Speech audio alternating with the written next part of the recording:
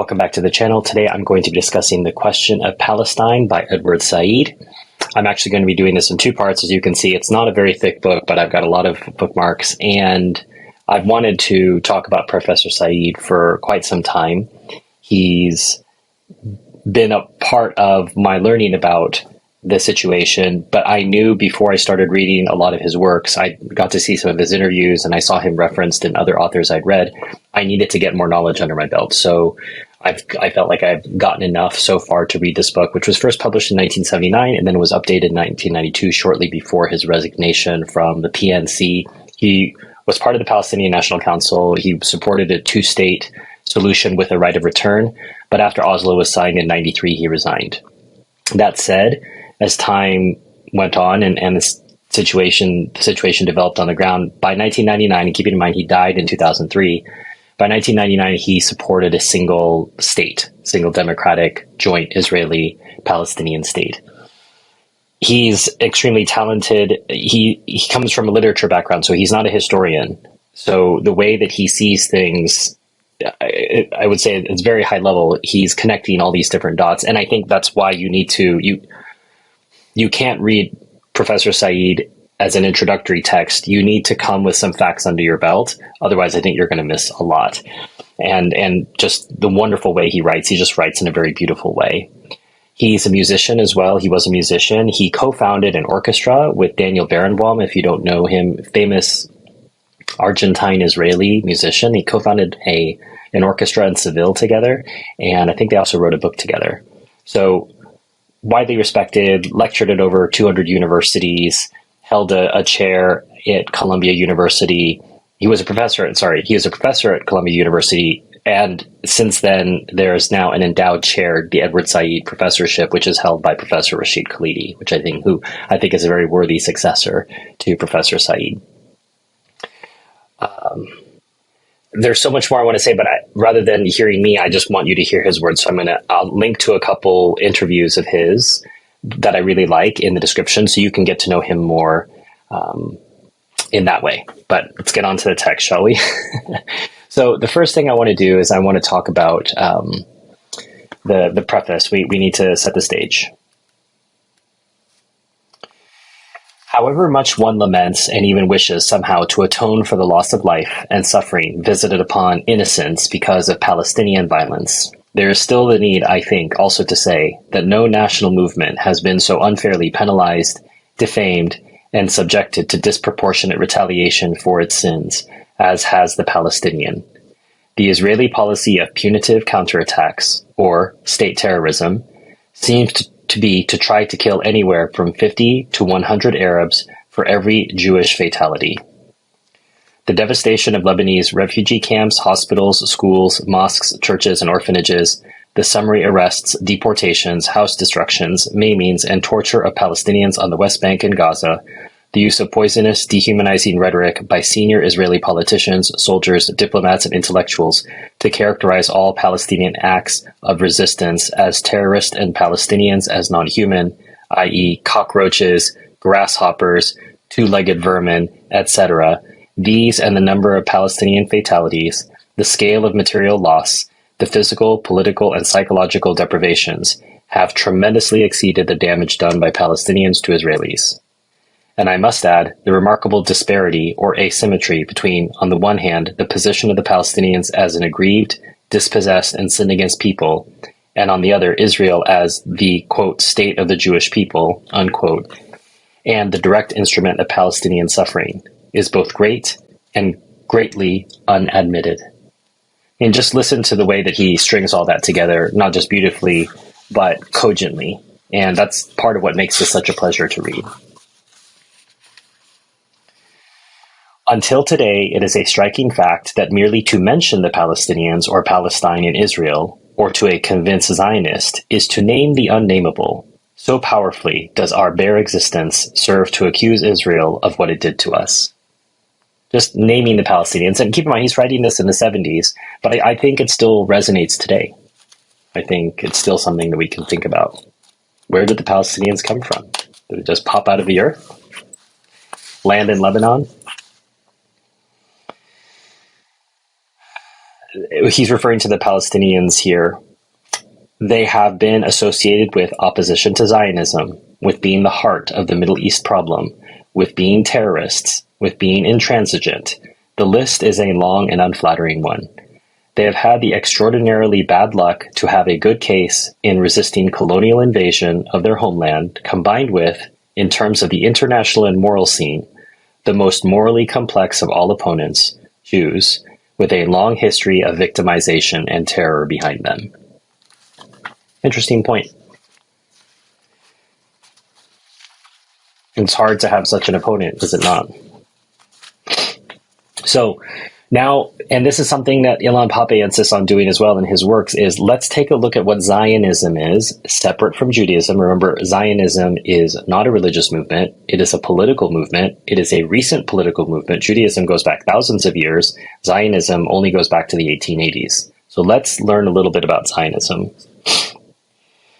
Effective political ideas like Zionism need to be examined historically in two ways. One, genealogically, in order that their provenance, their kinship and descent, their affiliation both with other ideas and with political institutions may be demonstrated.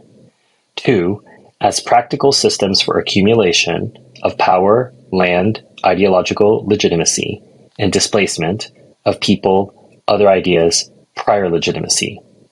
Present political and cultural actualities make such an examination extraordinarily difficult, as much because Zionism in the post-industrial West has acquired for itself an almost unchallenged hegemony in liberal establishment discourse, as because in keeping with one of its central ideological characteristics, Zionism has hidden, or caused to disappear, the literal historical ground of its growth, its political cost to the native inhabitants of Palestine, and its militantly oppressive discriminations between Jews and non-Jews. It was true then, and it's true now. To write critically about Zionism in Palestine has therefore never meant, and does not mean now, being anti-Semitic. Conversely, the struggle for Palestinian rights and self-determination does not mean support for the Saudi royal family, nor for the antiquated and oppressive state structures of most of the Arab nations.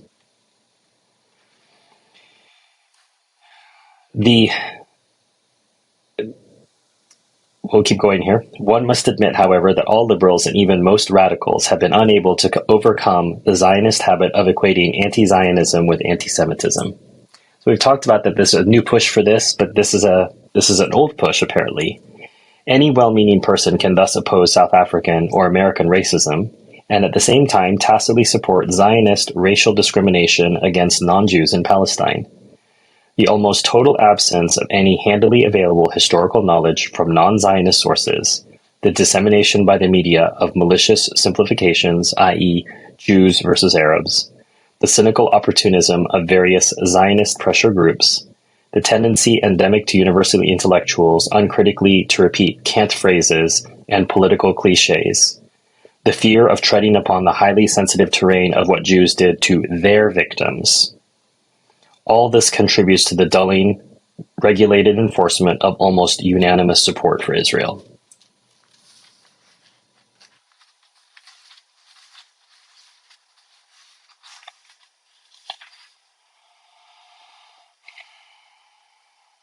Speaking about the Balfour Declaration, what is important about the Declaration is first, that it has long formed the juridical basis of Zionist claims to Palestine. And second, and more crucial for our purposes here, that it was a statement whose positional force can only be appreciated when the demographic or human realities of Palestine are kept clearly in mind. That is, the declaration was made by a European power about a non-European territory in a flat disregard of both the presence and the wishes of the native majority resident in that territory, and it took the form of a promise about the same territory to another foreign group so that this foreign group might, quite literally, make this territory a national home for the Jewish people. I mean, he says that just in one paragraph. So many excellent facts and ideas to contemplate. And if you've been watching my videos in the last 6 months, we've covered a lot of this ground, but it's still helpful to keep talking about it, to keep layering, keep understanding all the different ways that these things tie together. Israel is not only seen as exempt from blame or responsibility, Israel is praised for its humanity. We are told that the Palestinians were an exchange for the Jews who left the Arab countries to come to Israel. And they left in spite of Haganah urgings that they not leave. I mean, this is just such garbage. I mean, he's pointing out the lies that were told, which were disproved by Benny Morris and Ilan Pape and others, that those who stayed are better off than their brethren in surrounding Arab countries, that there is only one haven for Jews and there are 20 odd for Arabs. I heard that repeated myself just last year. And why can't Arabs be like Jews and take in their own refugees? That the occupation of more Palestinian territory in 1967 produced, in fact, a binational existence between Arab and Jew, that the West Bank occupation is the fulfillment of biblical prophecies, that there is a Palestine, and that is in Transjordan, that other refugees from Muslim India, from Nazi Germany, have resettled elsewhere, and why don't the Palestinians understand this? Palestinians are simply a political pawn used by the Arab regimes, and therefore do not really pose a problem once those regimes are made to see that they cannot get away with such tactics indefinitely. All this, of course, and I just have to pause there, each one of those claims could be its own video in talking about the details of how that goes. We don't have time to get into that. All I'm doing is trying to recommend that you read the book so you can go deeper with this. All this, of course, simply moves around the issue, which seems to have been converted into powerful evidence for Zionism's morality and high standards of conduct, which, of course, we know is just anything but that.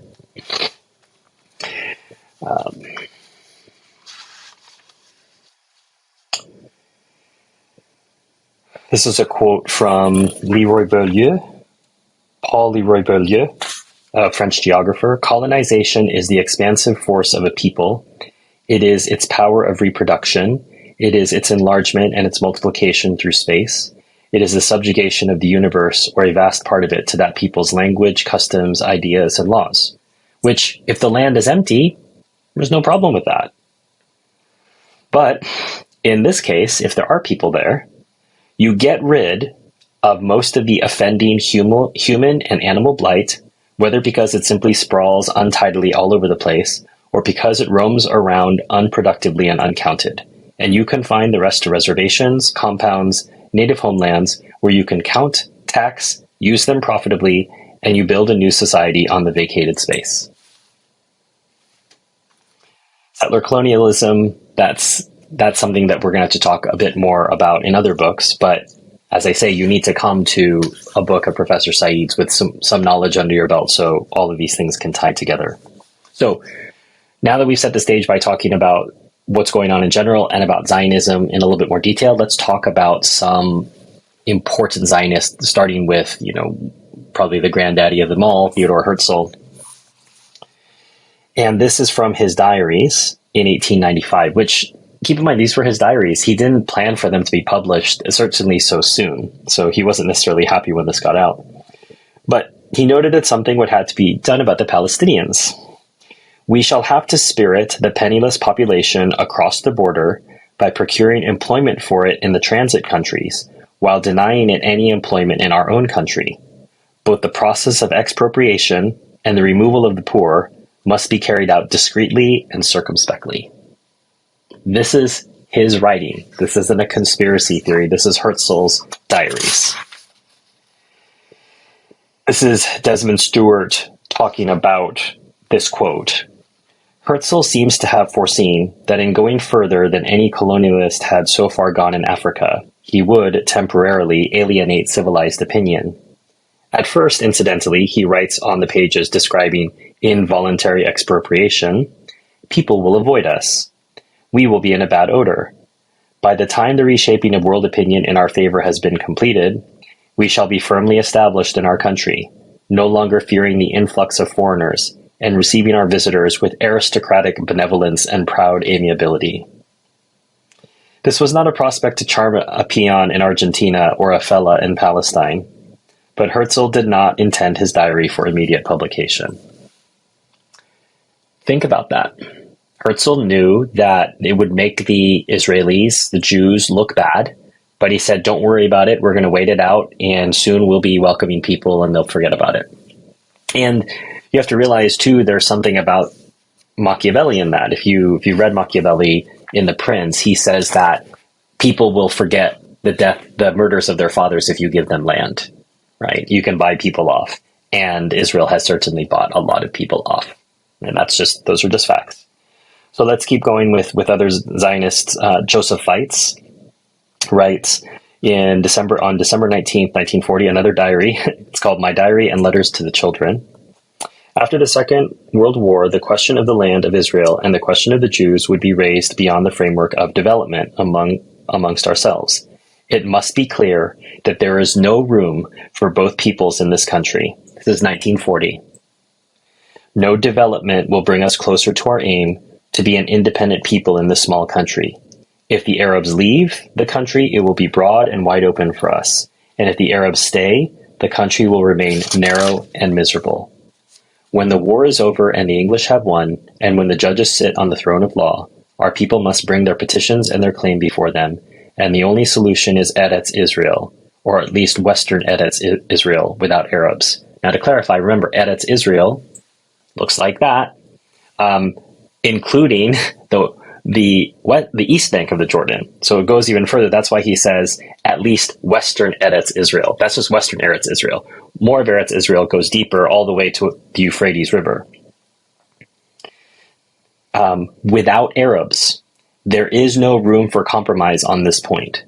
The Zionist enterprise so far, in terms of preparing the ground and paving the way for the creation of the Hebrew state in the land of Israel, has been fine and good in its own time, and could do with land buying, but this will not bring about the state of Israel. That must come all at once, in the manner of a salvation. This is the secret of the Messianic idea. And there is no way besides transferring the Arabs from here to the neighboring countries, to transfer them all, except maybe for Bethlehem, Nazareth, and Old Jerusalem. We must not leave a single village, not a single tribe. And the transfer must be directed to Iraq, to Syria, and even to Transjordan. For that purpose we'll find money, and a lot of money. And only with such a transfer will the country be able to absorb millions of our brothers, and the Jewish question shall be solved once and for all. There is no other way out. So when Benny Morris tells us that there was no conspiracy to expel all the Palestinians, he can't find any proof of it. But we have documentation here from 1940, way before 1948, in which a ranking Jewish intellectual is talking about getting rid of all of the Arabs, except for Bethlehem, Nazareth, and Old Jerusalem. Are we to believe that this wasn't an idea percolating inside the Israeli mindset that didn't need a written order that a historian could find? That's the idea. Benny Morris says, if it wasn't written down on paper, then it's just a conspiracy theory. That's just not how real life works. Sometimes things are implied. Sometimes things are deeply cultural. So when you let's say you have a massive murder and you can't find paperwork telling people to go murder, so it wasn't a planned murder. That's the Benny Morris school of thought. And as I say, I can respect the facts that Benny Morris has brought to bear without respecting his conclusions or his ideas about, the fact that the ethnic cleansing didn't go far enough. Thanks, Benny, but I think I'll just ignore that part of your commentary.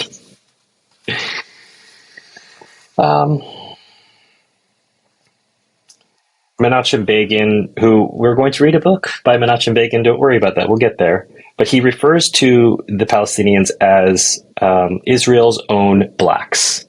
So you have to understand that the Zionists, even though Begin, and we'll get to that when we see Begin's work, but he did not necessarily think that all of the Palestinians had to be gotten rid of. They could be used as this coolie class, as this working class. And that's why he didn't push, when he's out of power by 1967, I think that's why you see this aggression. But like I said, I don't want to get too far afield. That's another book and other questions. Let's keep going here. We've got to finish part one. And then, like I said, we'll get into part two where we talk about Palestine's future. And that video is going to come right after this video. Okay, so you won't have to wait for it. Once again, this is a booklet. This is from the 1973 war. The Army issued a booklet with a preface by General Yona Afrati of the Central Command, written by the Central Command's Rabbi, Abraham Avidan, and it contained this passage. Remember, this is a booklet for the Army, And remember that the IDF claims to be the most moral army in the world. When our forces encounter civilians during the war or in the course of a pursuit or a raid, the encountered civilians may, and by halachic standards even must be killed, whenever it cannot be ascertained that they are incapable of hitting us back. Under no circumstances should an Arab be trusted, even if he gives the impression of being civilized. And we've seen this in recent news reports in which we see, I saw at least one video of a rabbi saying, the children you spare today will be the terrorists of tomorrow.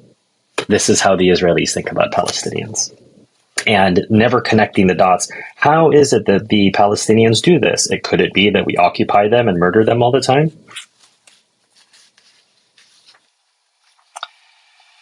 This is an article that appeared in Haaretz in 1971. It's an excerpt from an article in Haaretz. Extensive political, and he's talking about a school curriculum in Israel. Extensive political themes are interwoven, especially in the Arabic and Hebrew history and language programs. Even a cursory study of the history program will show that it is geared to celebrating the history of the Jews and presenting it in the best possible light, whereas the view of Arab history is warped to a point bordering on falsehood. Arab history is represented as a series of revolutions, killings, and continuous feuds in such a way as to obscure Arab achievements. Similarly, the time devoted to the study of Arab history is meager. And actually, I'll pause there just because there's going to be a book that we'll talk about later, much later this year, about how Palestine is seen in Israeli school curriculums. But I think for now, I'll pause there, and that's plenty for part one. If you liked what you heard so far, stay tuned. Part two is coming straight up after this. But otherwise, in the meantime, like, subscribe, share this with people who you think would be interested to know about Professor Said and his work. You can send a super thanks if you'd like. If you'd like to support it even more than a super thanks, you can subscribe to my Patreon. You can join my my YouTube membership. You can buy this book using the link in the description. Remember that a portion of the proceeds from all of these endeavors will go to the Palestine Children's Relief Fund, which just had its last building in Gaza destroyed by the IDF sometime just after recording this video in early 2024 rather, sorry. And remember that a hospital, a building for treating Palestinian children, that's obviously a safe haven of terrorists. That's how the IDF wants us to see what the bombing of a hospital is. Anyway, part two is coming right up. In the meantime, enjoy your reading.